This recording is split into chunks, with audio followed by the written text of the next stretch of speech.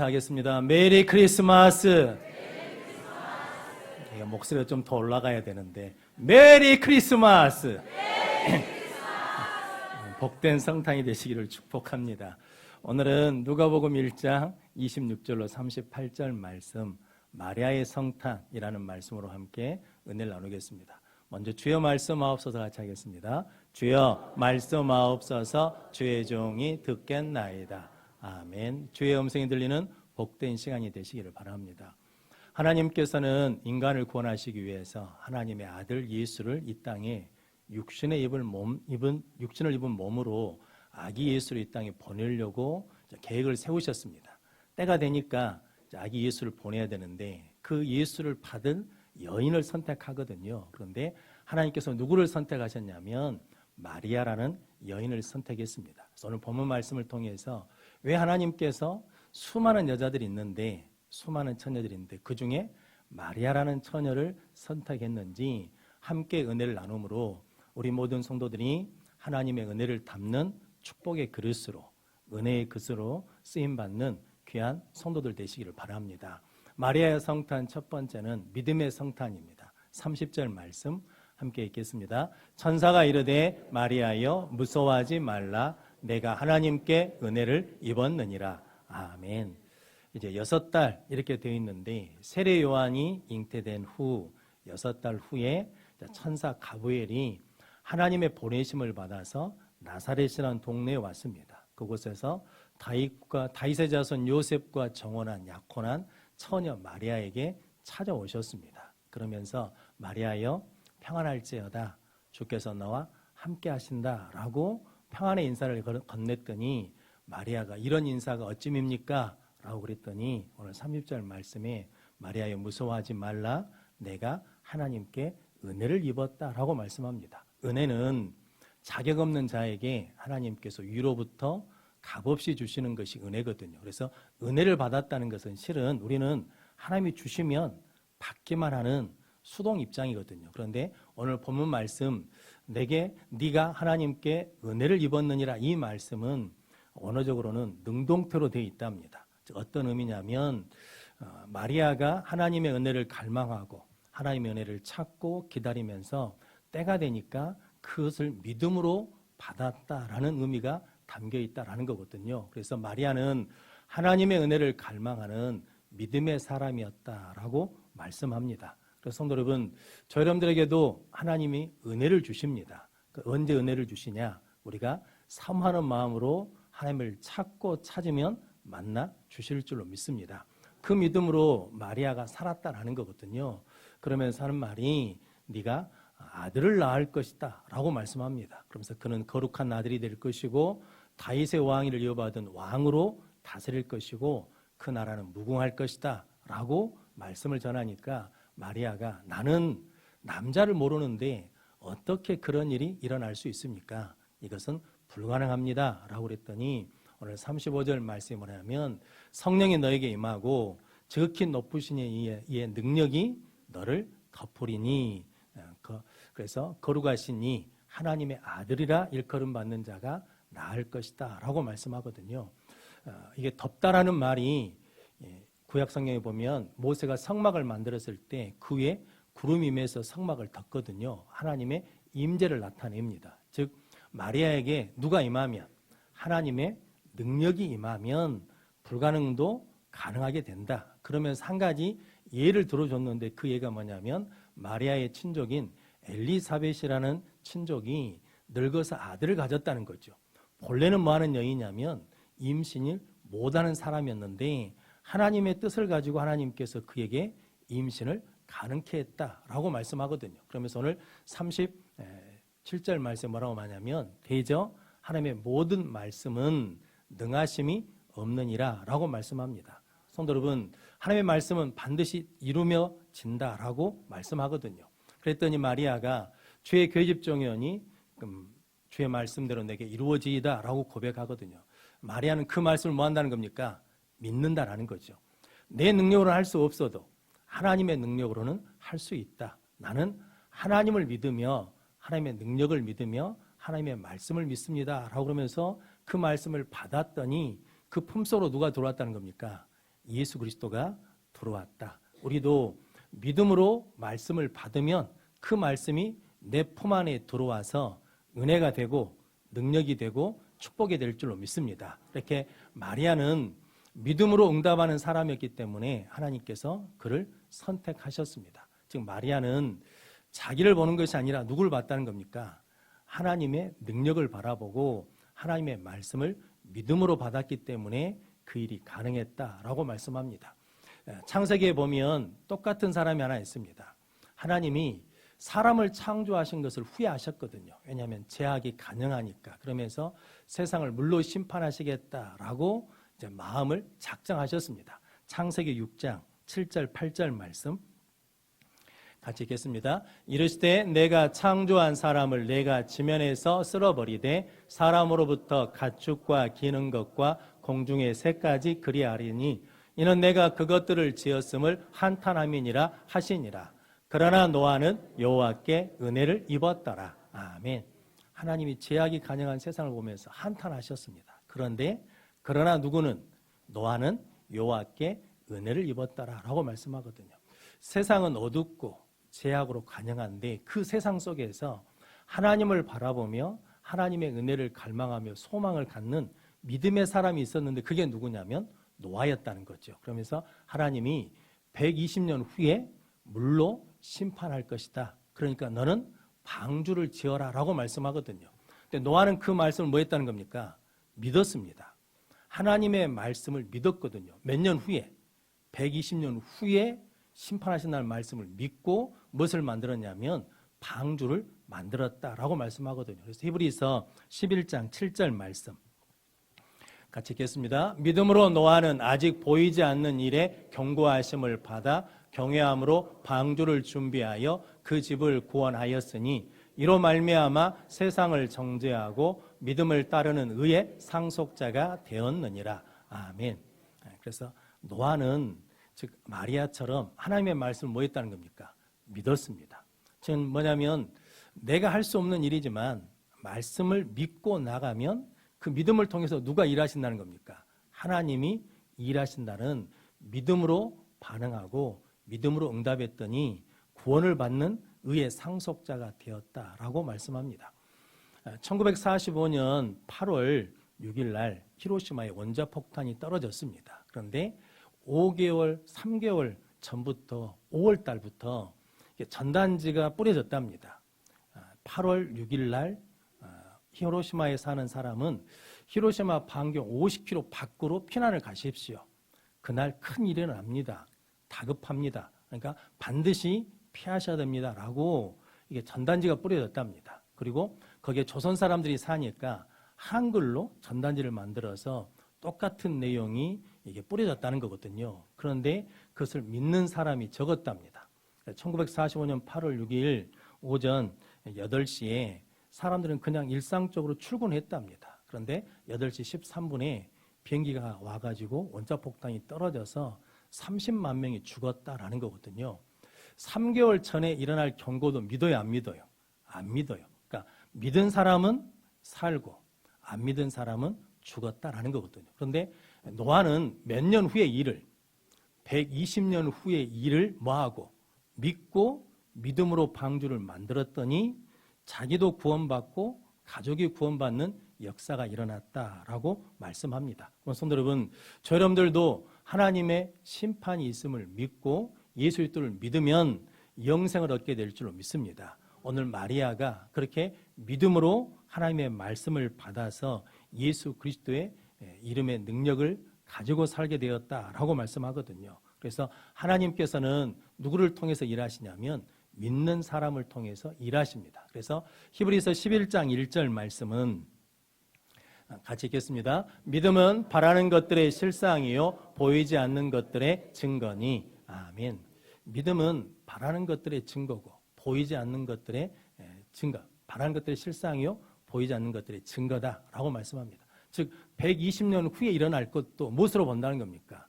믿음으로 확신한다라는 거거든요. 그래서 성도 여러분, 믿음으로 말씀을 받으면 그 안에 예수를 품게 되고 생명의 역사를 이루는 능력의 삶을 살게 될 줄로 믿습니다.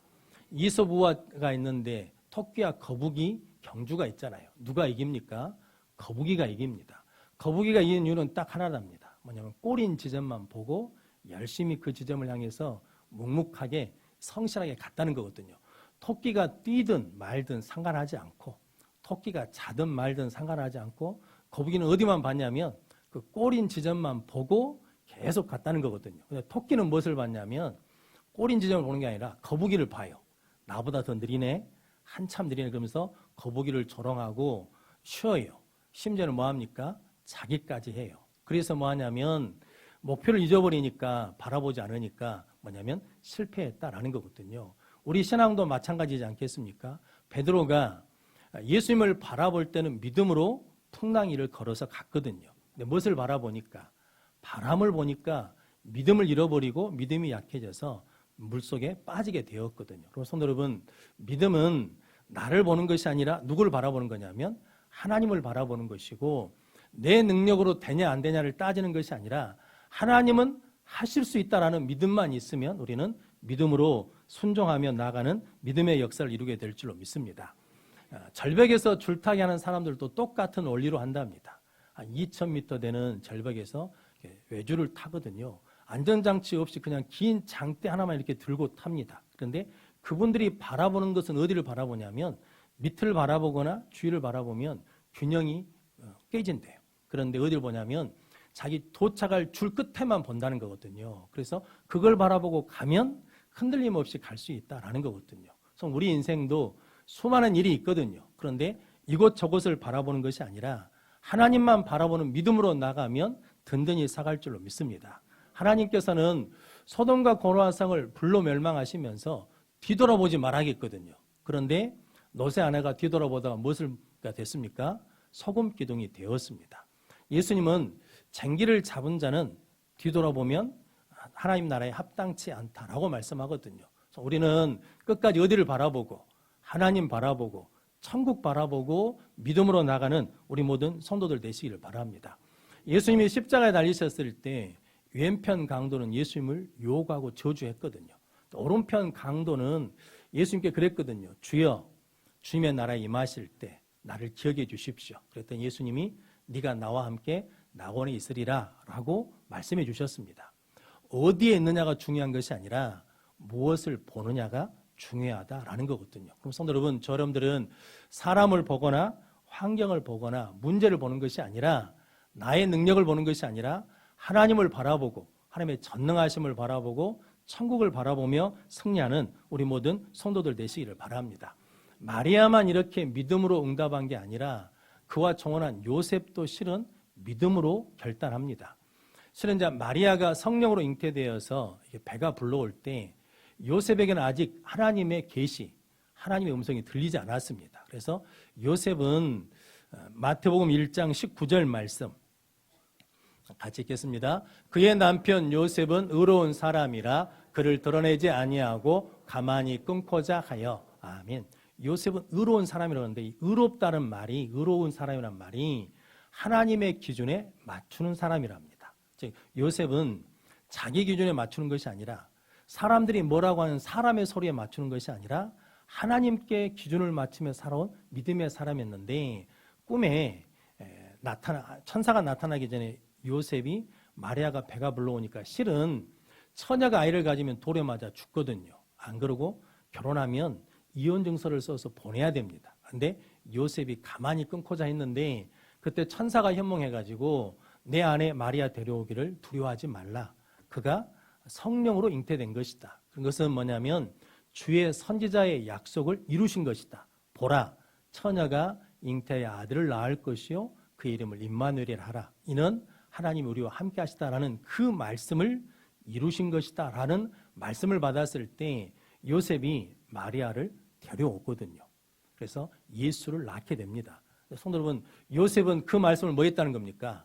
믿었다라는 거거든요. 성도 여러분, 성탄의 기적이 누구를 통해서 나타났냐면 믿은 요셉, 믿은 마리아를 통해서 나타났다는 거죠. 그래서 하나님은 누구를 통해서 일하시냐면 믿음의 사람을 통해서 일하십니다. 그래서 예수님께서 내 믿음대로 될지어다 라고 말씀하시고, 믿음으로 기도하면 산을 여기서 저기로 옮겨지라 해도 옮겨질 것이고 믿는 자에게는 능치 못하심이 없다라고 말씀해 주셨습니다. 그럼 성도 여러분, 저 여러분들이 불가능한 것 속에서도 하나님의 말씀을 믿는 믿음으로 대답하고 반응하고 순종하면 예수 그리스도를 품는 능력의 삶을 살게 될 줄로 믿습니다. 그렇게 믿음의 성탄을 맞이하는 성도들 되시기를 바랍니다.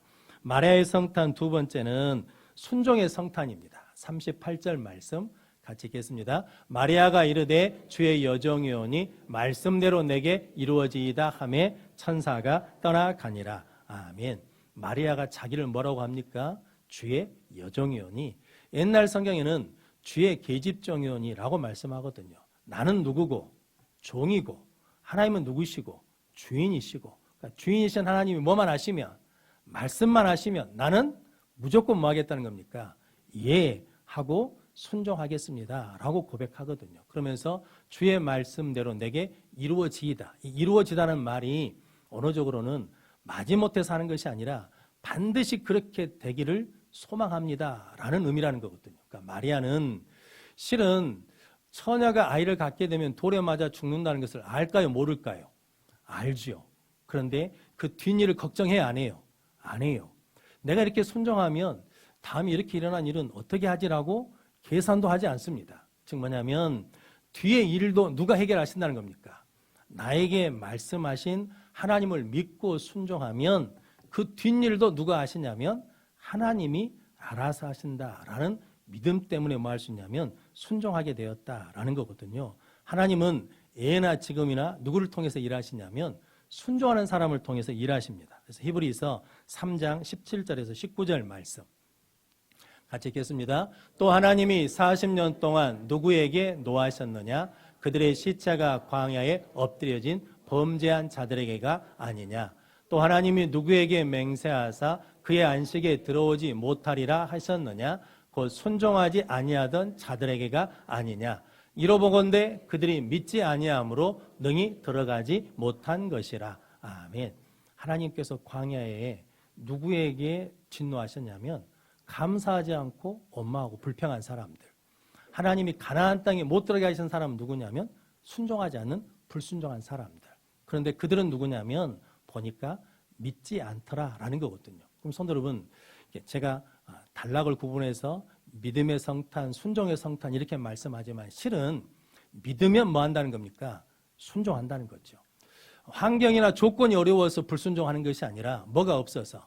믿음이 없어서 불순종하는 것이다 라는 말씀이거든요. 그럼 성도 여러분, 저 여러분들은 어떤 상황에서도 하나님은 살아계시고 전능하시고 하나님의 말씀은 이루어진다는 것을 믿고 순종하면 하나님의 뜻이 이루어질 줄로 믿습니다. 그렇게 순종하는 성도들 되시기를 바랍니다. 순종해야 삽니다. 불법에 물리는 사건이 있었거든요. 모세가 하나님 앞에 기도했더니 놋뱀을 만들어서 장대 위에 높이 달아서 뭐 하기만 하면, 바라보기만 하면, 쳐다보기만 하면 뭐 한다는 겁니까? 치료된다, 산다고 그랬는데 바라보는 사람도 있을 것이고 바라보지 않은 사람도 있다라는 거죠. 그런데 누가 살았다는 겁니까?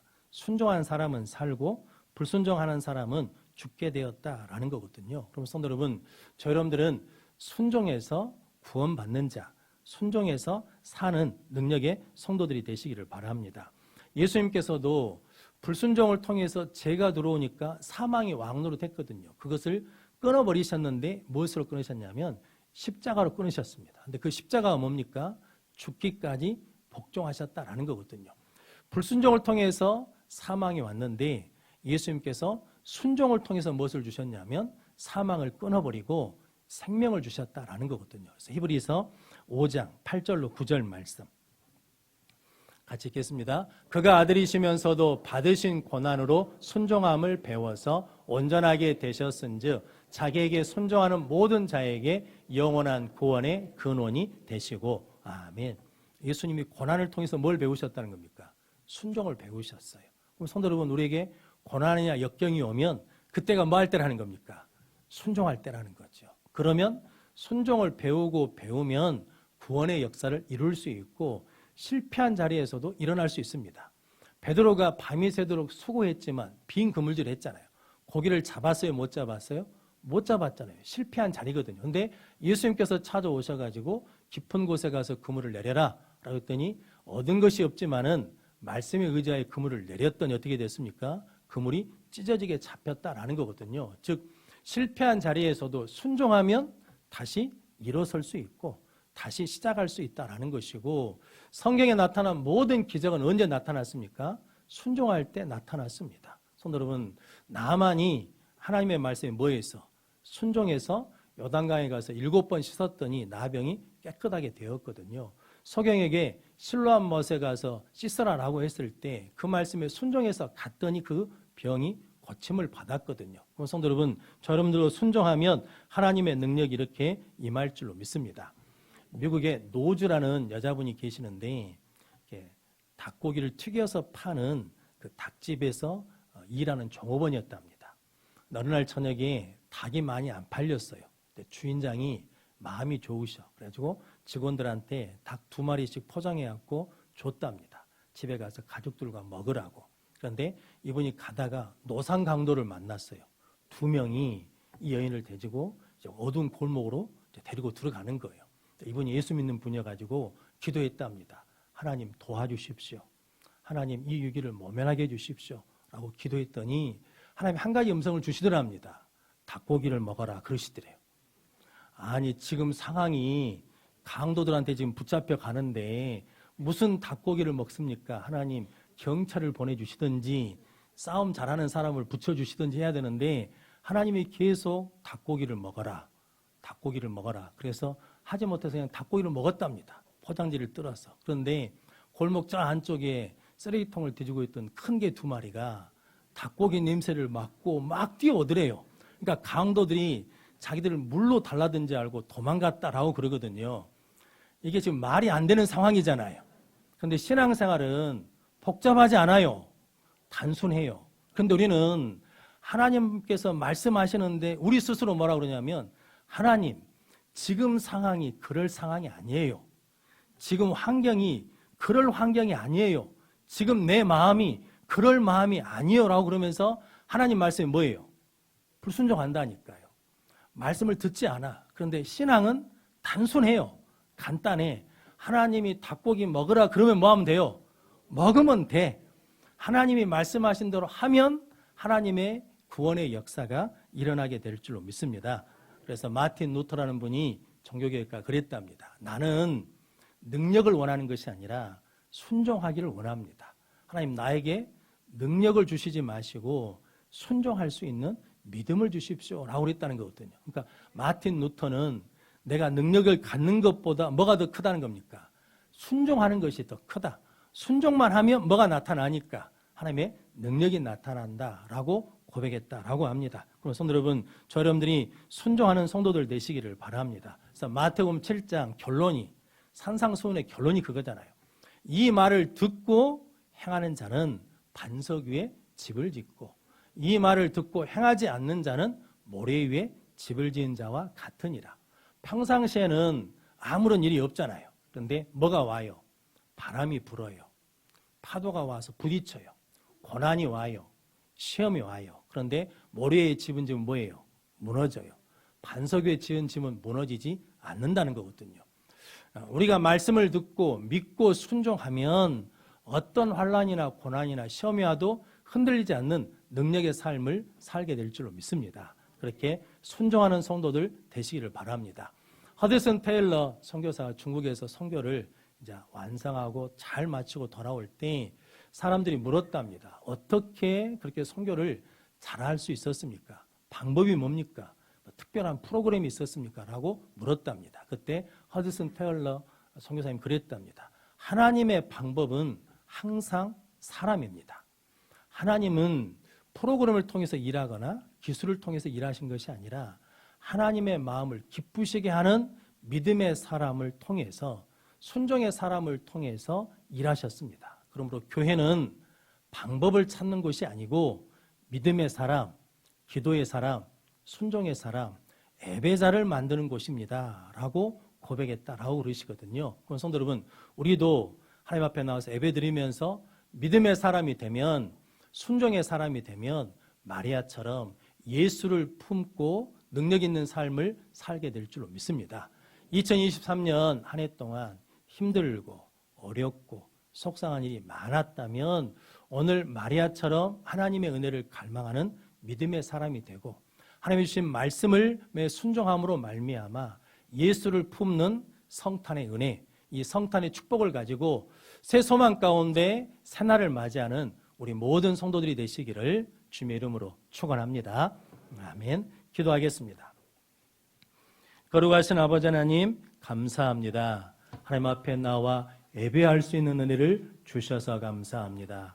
하나님의 은혜와 소망을 기다리는 믿음 있는 사람 되게 하시고 하나님의 능력을 믿으며 말씀을 믿으며 그 말씀에 순종해서 우리 모두도 예수를 품고 생명의 삶을, 능력의 삶을, 소망의 삶을 살게 하여 주옵소서. 예수님의 이름으로 기도하옵나이다. 아멘.